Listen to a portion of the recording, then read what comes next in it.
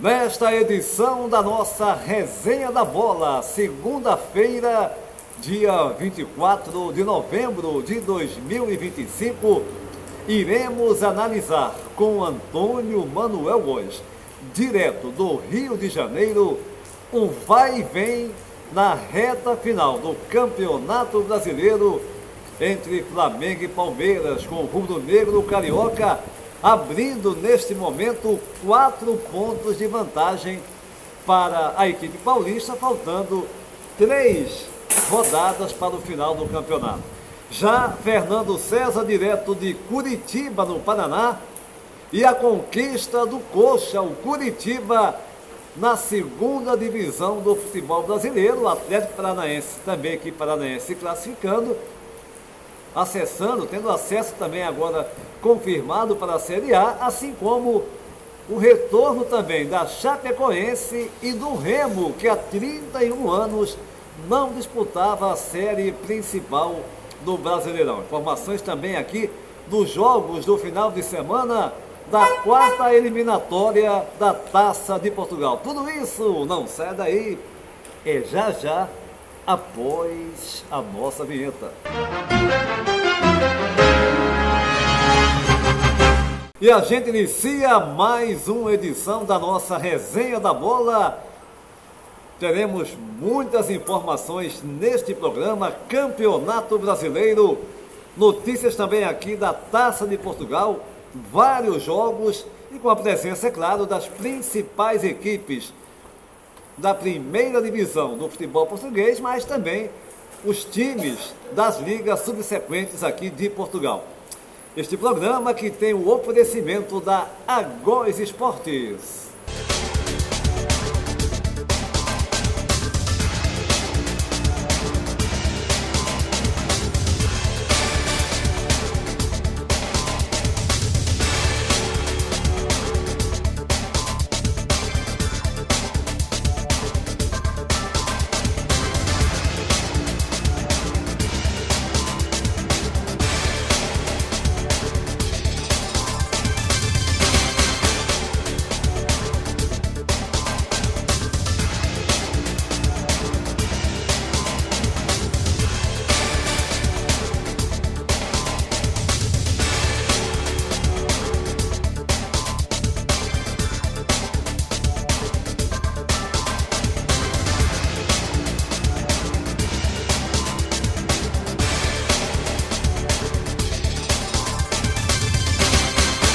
A Góes Esportes, a sua loja de camisas de clubes e seleções de todo o planeta, com a qualidade incomparável e um valor insuperável. Você vai na descrição deste vídeo e fica a conhecer as camisolas, como diz aqui em Portugal, né? As camisas de times e seleções de todo o mundo.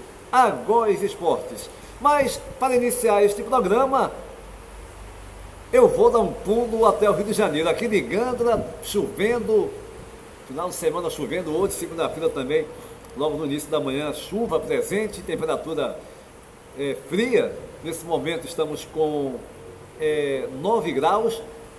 Eu vou para o Rio de Janeiro, já num ambiente bem mais quente. Antônio Manuel Góes, também quente o clima nesta final de Campeonato Brasileiro. O Flamengo agora abrindo 4 pontos de vantagem para o Palmeiras, nesse vai e vem, né, dessa reta final do Brasileirão. E aí eu quero lhe ouvir a sua análise dessa situação, como você vê agora essa disputa, os flamenguistas mais animados, os palmeirenses mais cabisbaixos, mas está tudo em aberto ainda, hein, Antônio Manuel Góes? Um abraço. Olá, gente ligada na Resenha da Bola. A vitória de 3-0 do Flamengo sobre o Bragantino no último sábado 22 no Maracanã e o empate sem gols do Palmeiras em casa contra o Fluminense garantiram um avanço rubro-negro aos 74 pontos, 4 à frente dos 70 do Verdão.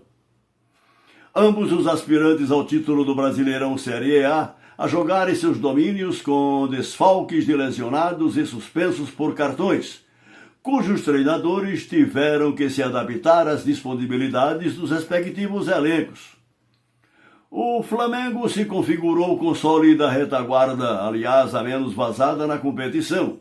Um meio-campo, embora sem Pulgar e Saúl, inspirado no retorno de Jorginho, na eficiência tática de Everton Araújo e na atuação desconcertante de Arrascaeta, além de um ataque mais produtivo a partir da entrada de Bruno Henrique em lugar de Gonçalo Plata e a volta desequilibrante de Everton Cebolinha, fatores determinantes no placar que seria até maior, não fossem imprecisões ocorridas em arremates finais, notadamente no primeiro tempo, corrigidas por Filipe Luís no intervalo.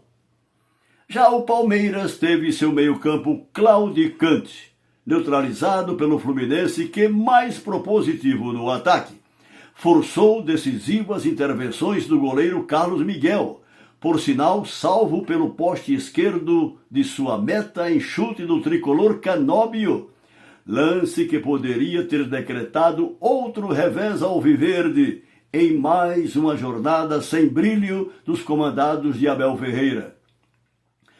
Nessa terça 25, o Flamengo enfrentará em Belo Horizonte um Atlético Mineiro ainda sob as sequelas da perda da Copa Sul-Americana para o Lanús da Argentina, último sábado em Assunção em decisão por cobranças da marca do pênalti, enquanto o Palmeiras medirá forças com o Grêmio em Porto Alegre. Vitória rubro-negra e derrota palmeirense eventuais nos jogos desta terça antecipariam o título do Brasileirão para o time de Filipe Luís, provocando consequentemente pesadíssimos ruídos em torno de Abel Ferreira, embora o treinador português disponha de um cartel admirável de conquistas nacionais e continentais, em 5 anos à frente do Verdão. Por sinal, já eleito o melhor entre os melhores na história vitoriosa da célebre academia.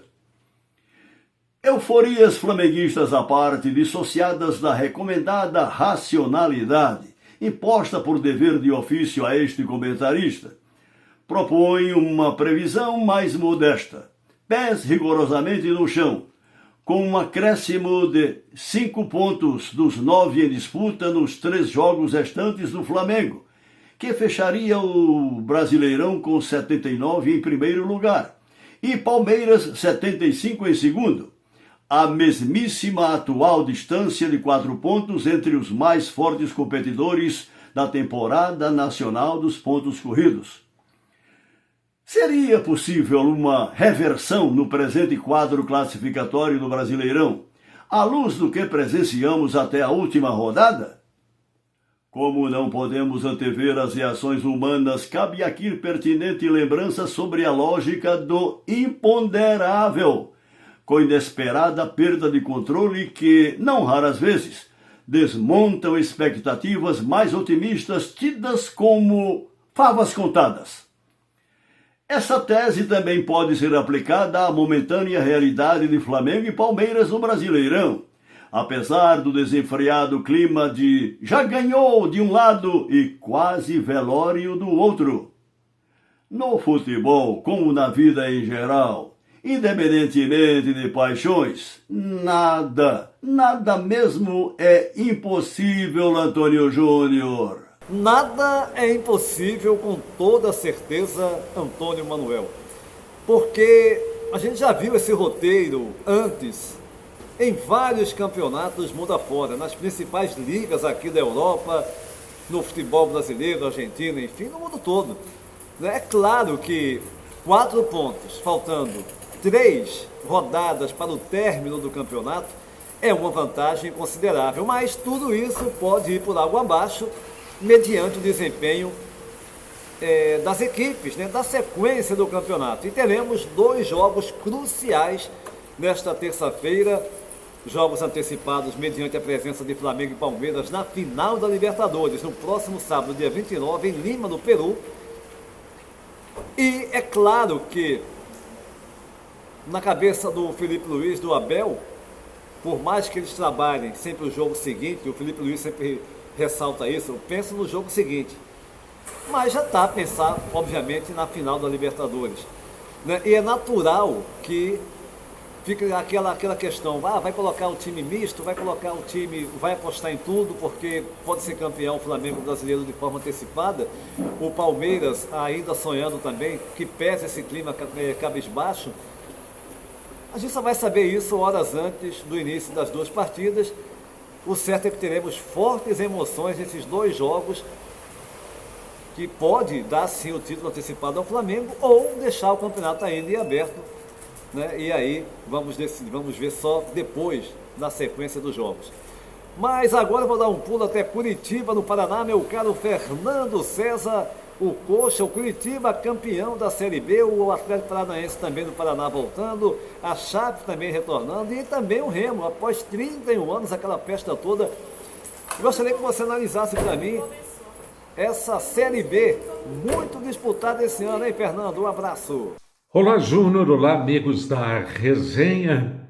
E vivemos um domingo de muita expectativa aqui em Curitiba, com as partidas do Curitiba, que enfrentou o Amazonas em Manaus, isso pela Série B, na última rodada desta Série B, e o Atlético Paranaense jogando em casa aqui na Arena, com um grande público presente frente à equipe do América, e a dupla Atletiba vencendo os seus compromissos.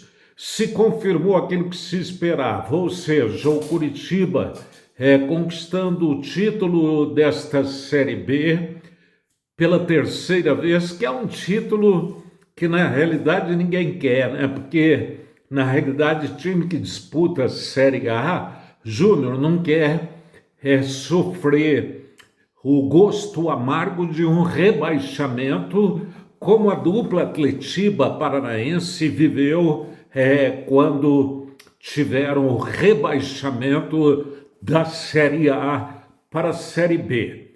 Então, confirmando, com as vitórias dos dois, o Curitiba, longe de casa, em Manaus, conquistou o título de campeão, o Atlético ficou com o vice-campeonato, a Chapecoense, em terceiro lugar, com 62 pontos também, subiu e, para mim, a grande emoção foi a ascensão da equipe do Remo, com um público extraordinário. O Remo, a gente sabe, detém aí uma torcida participativa, uma torcida grande. Já no clássico com a equipe do Paysandu, tivemos lá em Belém um público superior a 45 mil torcedores. E ontem a história não foi diferente, o torcedor não se segurou e, com o trilar do apito e a confirmação do Remo de volta ao Campeonato Brasileiro de Série A, depois de 32 anos, a torcida, inclusive, para comemorar, acabou invadindo o gramado lá em Belém do Pará. Parabéns aos times que sobem. A torcida do Curitiba, ela tem assim um sentimento, um misto de preocupação, porque dentro desse campeonato que terminou, em que pese o Curitiba subindo, inclusive com título, Júnior, o Curitiba ficou devendo, principalmente nos jogos em casa, um ataque mais funcional. Tanto é que o melhor atacante, o artilheiro do Curitiba, não foi nem o centroavante dentro desse campeonato que terminou. Quem fez mais gol pelo Curitiba foi o Josué, que terminou em 8º lugar na artilharia. É um bom jogador, criativo, meia, joga com a camisa 10, e ele acabou sendo o principal artilheiro do Curitiba com 6 pontos. Em segundo na artilharia pela camisa do Coxa, em segundo lugar no time, ficou Gustavo Coutinho com 5 gols. Muito pouco se tratando de ataque em termos de artilharia. O que o torcedor espera agora, para o ano que vem, é que o time se reforce. O Mozart, que foi o técnico, inclusive, ele foi revelado pelas categorias de base do Curitiba, revelado ao futebol. Curitiba é o time dele de coração. Ele tem a intenção de continuar treinador no Curitiba, mas a torcida interpreta o trabalho do Mozart com o chamado futebol pragmático, aquele futebol onde ele se preocupa muito mais em se defender do que buscar um ataque mais produtivo, e por isso que a torcida tem aí algumas preocupações. O mesmo vale para o Atlético, em que pese toda a comemoração do presidente do Atlético, que é muito orgulhoso, né? Ele acha que é ele que é a mola propulsora da equipe rubro-negra. Comemorou demais como se tivesse conquistado o título, quando na realidade o título foi do rival. Eu até não entendo a decisão, por exemplo, do canal da ESPN, que fez uma transmissão como se o Atlético tivesse sido campeão, se esquecendo que o campeão foi o Curitiba. E a nossa expectativa é que os dois tomem juízo. Serve para o Curitiba e serve para o Atlético também, com todo o orgulho aí do seu presidente Petralha, porque essa gangorra dos dois, de sobe e desce, isso serve apenas para desmoralizar o futebol aqui do estado do Paraná, Júnior. Tá legal, meu caro Fernando César, direto de Curitiba, no Paraná. Sem dúvida alguma, muitas emoções nesta última rodada da Série B do Campeonato Brasileiro, né? As duas equipes de Curitiba voltando, o Coxa campeão, a Chape também retornando e o Remo após 31 anos e aquela festa toda lá em Belém. Mas o assunto agora é a Taça de Portugal, os jogos da quarta eliminatória da competição, com o nosso Santeiro Arcanjo passando para vocês. Tivemos Braga 4, Nacional 2, Tondela 0, Caldas 0, Caldas avançando nos penais, Santa Clara 3-0 no Comércio e Indústria, Farense 5, Silves 1, Vila Meã 2, Leixões 1, FAF 2, Arouca 1, Lusitânia de Lourosa 0, Torrense 1, Futebol Clube do Porto 3, Sintrense 0, Estoril 1, Famalicão 2, Sporting 3-0 no Mariense, 1º de dezembro 1, Leiria 3, Covilhã 0, Lusitano de Évora 2, Vitória de Guimarães 4, Mortágua 0, Alpendurada 0, Casapia 3, Aves 0, Acadêmico de Viseu 0, o Aves avançou nos penais e por fim o Atlético 0, Benfica 2.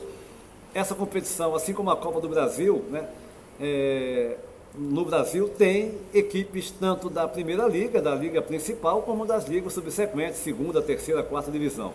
E as equipes da Primeira Divisão, as principais avançando, o Futebol Clube do Porto, o Benfica, o Sporting, Braga, o Vitória de Guimarães. Apenas duas equipes da série principal, Primeira Liga, não avançaram. No caso, o Arouca e a equipe do Aves. O sorteio da próxima fase vai ocorrer nesta terça-feira, às 14 horas e 30 minutos, aqui de Portugal, e a gente vai informar nesta terça-feira a sequência desta competição. Esta resenha da bola teve o oferecimento da Agóis Esportes.